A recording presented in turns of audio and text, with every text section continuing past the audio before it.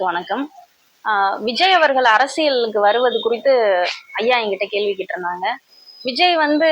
நடிகர் விஜய் பிரபலமானதுனால பின்னாடி அதை யூஸ் பண்ணிக்கிறதுக்காக இப்ப அரசியலுக்கு வந்திருக்காரு.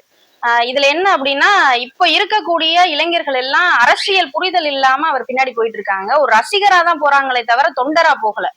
இன்னுமே அவர் ஒரு நடிகரா அவர் படத்துல பேசக்கூடிய வசனங்களை பார்த்து அது மாதிரிதான் அரசியல் வாழ்க்கையும் அவரோட பயணமும் இருக்கும் அப்படிங்கறத மாதிரி நினைச்சு அவங்க எல்லாம் அந்த மாதிரி அவர் பின்னால போயிட்டு இருக்காங்க. இப்ப கரூர்ல நடந்த சம்பவம் கூட அந்த மாதிரி ஒரு சம்பவம் தான். இவர் கொள்கை எதிரி அப்படின்னு சொல்லிட்டு யார சொல்றாருன்னா திமுகவை சொல்லிட்டு இருக்காரு. ஆனா கொள்கை எதிரி திமுக அப்படின்னா அப்ப யாருக்கு இவர் சப்போர்ட் பண்றாரு அப்படிங்கிறது இங்க ஒரு கேள்வியா இருக்கு. அவரோட ஃபர்ஸ்ட் கொள்கை என்ன அப்படிங்கறத அவர் முதல்ல தீர்மானம் பண்ணணும். அதுக்கப்புறம் அதை தொண்டர்களிடையே கொண்டு போகணும். ஃபர்ஸ்ட் தொண்டர்களை அரசியல் படுத்திட்டு அதுக்கப்புறம் இவர் அரசியலுக்கு வந்திருக்கணும். ஆனா இவர் எதுவுமே பண்ணாம படம் நடிச்சு முடிச்சவொன்னு நான் பொதுமக்களுக்கு சேவை செய்யறேன், நல்ல விஷயம் தான். ஏன் படம் நடிச்சிருக்காரு, ஒரு படத்துக்கு 200 கோடி 400 கோடின்னு வாங்குறாரு. பொதுமக்களுக்கு சேவை செய்யறவரு, சேவை செய்யற மனப்பான்மையோட இருக்கிறவரு, இவ்வளவு பணத்தை வச்சு அவர் சேவை செஞ்சிருக்கலாம், ஏன் செய்யல? நம்மளோட இளைஞர்கள் அதை பத்தி யோசிக்கணும்.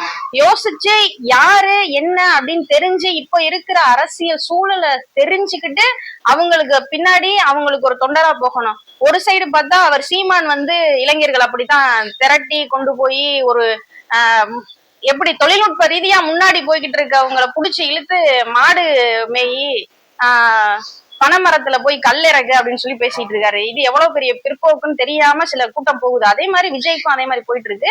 இத அரசியல் படுத்தி அதுக்கப்புறம் அரசியல்ல என்ன ஏதுன்னு தெரிஞ்சு அதுக்கப்புறம் போனா இப்ப இருக்கிற எல்லாரும் தொண்டர் கிடையாது, ரசிகர். அவருக்கு இருக்கிற பெரும்பான்மையான ரசிகர் கூட்டம் அது இருந்துகிட்டேதான் இருக்கும். அதை அவர் பயன்படுத்தி அரசியல்வாதியாகி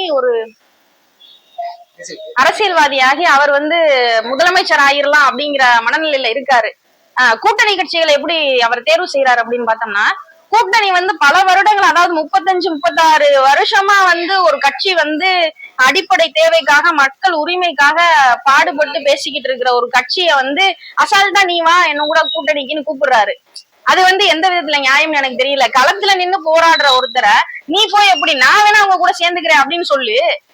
நீ உங்ககிட்ட கொள்கை சரியில்லை, எதுவுமே சரியில்லாம இருந்துகிட்டு நீ நேத்து கட்சி ஆரம்பிச்சுட்டு நான் என்கிட்ட இவ்வளவு இன்ஃபுளுன்ஸ் இருக்கு, இன்ஃபுளுன்சிங் மார்க்கெட்டிங் பண்ணிட்டு நம்ம பேசுறது ரொம்ப தவறான செயல். இத பத்தி கருத்து சொல்றதே முதல்ல தப்புன்னு தான் நான் நினைக்கிறேன்.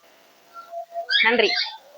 ஹாய் ஃப்ரெண்ட்ஸ், இனி தினந்தோறும் பயனுள்ள வீடியோக்களை கண்டு களித்திட நமது STC சேனலை சப்ஸ்கிரைப் செய்ய மறந்துடாதீங்கள்.